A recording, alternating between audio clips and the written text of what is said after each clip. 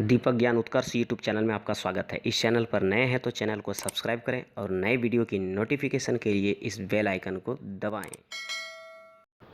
चलिए, आज का जो मेरा टॉपिक है वो है हिंदी से कक्षा 10वीं हिंदी पार्ट 5 नागरी लिपि।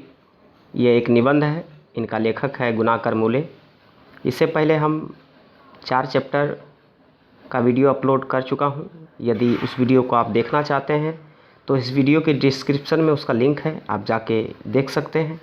तो चलिए, आज का ये अध्याय शुरू करते हैं, नागरी लिपि।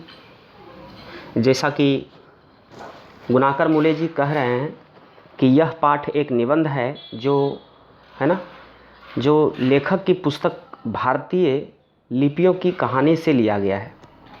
जो लेखक की जो पुस्तक है भारतीय लिपियों, है ना, उन्हीं से यह लिया गया है यह पाठ, और यह एक निबंध है। इनमें हिंदी की लिपि देवनागरी के ऐतिहासिक विकास की रूपरेखा स्पष्ट की गई है। यह जो पाठ है, इस पाठ के अंतर्गत हिंदी की जो लिपि है देवनागरी, उसी के ऐतिहासिक किस प्रकार से इसका विकास हुआ, उसी का रूपरेखा को स्पष्ट किया गया है। बताया जाता है कि करीब 2 सदी पहले पहली बार इस लिपि के टाइप बने, है ना। ये जो देवनागरी लिपि है, ये करीब 2 सदी पहले ही पहली बार इसका टाइपिंग हुआ था और पुस्तकें छपने लगी थी। इसीलिए इसके अक्षरों में स्थिरता आ गई, है ना। पहले स्थिरता नहीं थी। अब हुआ क्या कि जब पहली बार टाइप बने और पुस्तकें जब छपने लगी देवनागरी लिपि में, तो फिर इस लिपि में क्या हुई, स्थिरता आ गई। पहले अस्थिर था, अब जैसे इसमें स्थिरता आ गई। फिर आगे है कि हिंदी तथा इसकी विविध बोलियां, है ना, विविध मीन्स अनेकों प्रकार की बोलियां देवनागरी लिपि में लिखी जाती है। हिंदी तथा इसकी विविध बोलियां देवनागरी लिपि में लिखी जाती है तब से ही।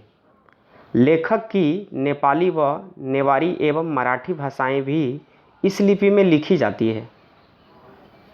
गुप्तकाल की ब्राह्मी लिपि तथा सिद्धम लिपि के अक्षरों के सिरे पर छोटी आड़ी लकीरें हैं, लेकिन नागरी लिपि की पहचान यह है कि इसके अक्षरों के सिरे पर पूरी लकीरें बन जाती है। जैसा कि आपके सामने भी लिखा हुआ है, ये देवनागरी लिपि में है ना। आप देख पा रहे होंगे कि जितने भी अक्षर यहाँ पे लिखा गया है, उसके ऊपर में जो एक लाइन जो खींची हुई है ना। जब कभी हम कोई भी शब्द को लिखते हैं तो ऊपर में एक लकीर खींच देते हैं।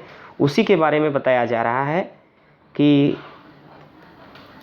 नागरी लिपि जो है, पहचान यह है कि इसके अक्षरों के सिरे पर पूरी लकीरें बन जाती है, और ये सिरे रेखाएं उतनी ही लंबी रहती है जितनी कि अक्षरों की चौड़ाई होती है। जी हाँ, आप देख भी पा रहे होंगे कि जितनी लंबाई में, जितनी चौड़ाई में जो अक्षर लिखी जाती है, उतना तक उसकी ऊपर एक लकीरें खींची जाती है ना। 8वीं-9वीं सदी से नागरी लिपि का प्रचलन सारे देश में था। आज का जो समय है वो 21वीं सदी है ना, और ये बात हो रही है 8वीं-9वीं सदी। प्राचीन समय में काशी, जो आज काशी का जो जगह है, प्राचीन समय में काशी जो है देवनागरी थी। संभवतः वहाँ की प्रयुक्त लिपि देवनागरी कहलाई, और तब जाके वहाँ की जो लिपि है वो देवनागरी कहलाई। लंका के सिक्के पर भी नागरी अक्षर मिलते हैं। जो लंका के जो सिक्के हैं, वहाँ के सिक्के पर भी देवनागरी लिपि का अक्षर मिलते हैं। इसका प्रचलन 12वीं सदी में पूरे देश में फैल चुका था। इसका प्रचलन, ये देवनागरी लिपि का जो प्रचलन है, ये धीरे धीरे पूरे देश में 12वीं सदी में पूरे देश में फैल चुका था। तो यही था हमारा नागरी लिपि पार्ट 5, है ना। तो चलिए, अब आपके सामने ये समाप्त होता है, ये मेरा छोटी सी सारांश।